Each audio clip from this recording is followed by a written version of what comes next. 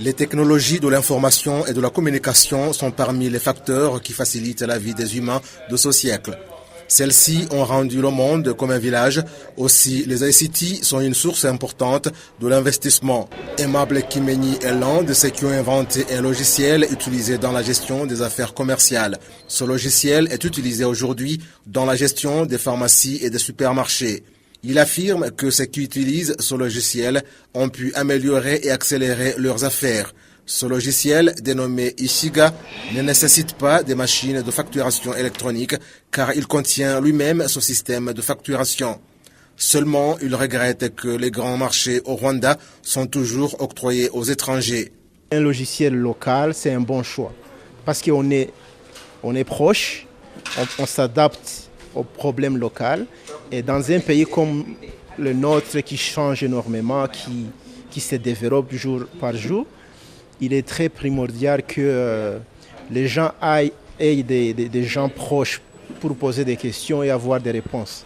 Depuis ce jeudi, lors d'une conférence de 2 jours qui connaît la participation des experts étrangers en ICT, a été lancé le programme Smart Rwanda qui vise à montrer comment les ICT peuvent servir dans le développement économique du pays.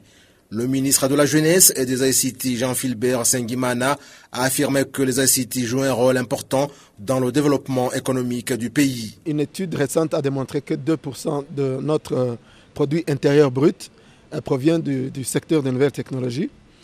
Et certaines personnes pourraient penser que c'est une contribution qui n'est pas importante. Mais je voudrais signaler que lorsque vous additionnez la contribution des exportations du café, du thé, de tout le secteur agricole, avec tout le secteur minier, combiné, les nouvelles technologies restent supérieures à cette contribution. C'est juste pour donner l'idée, ce n'est pas pour comparer comme tel. Mais si vous voulez vraiment analyser la transformation, c'est dans l'éducation qu'il faut la chercher, c'est dans la santé, c'est dans l'agriculture, c'est dans les affaires et c'est notamment dans la manière dont les citoyens ont accès aux services du gouvernement. Les technologies de l'information et de la communication vont de pair avec la création de l'emploi, surtout pour les jeunes, comme l'a expliqué le secrétaire général de l'ITU, le docteur Amadoun Touré. Seulement, il estime que l'Afrique a besoin de beaucoup d'investisseurs dans ce domaine. Il y avait plus de téléphones dans la seule ville de New York que tout le continent africain. 15 ans plus tard, il y a plus de téléphones portables en Afrique que dans toutes les États-Unis.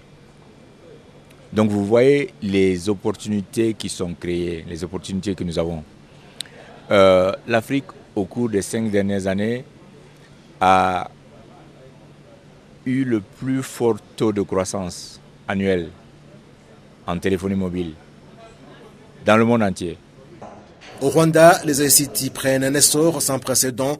Le cas d'illustration est qu'en l'an 2010, le paiement par téléphone a été utilisé par 231 000 personnes, alors qu'aujourd'hui, son nombre arrive à 4,4 millions, tandis que les machines ATM sont passées de 84 à 342.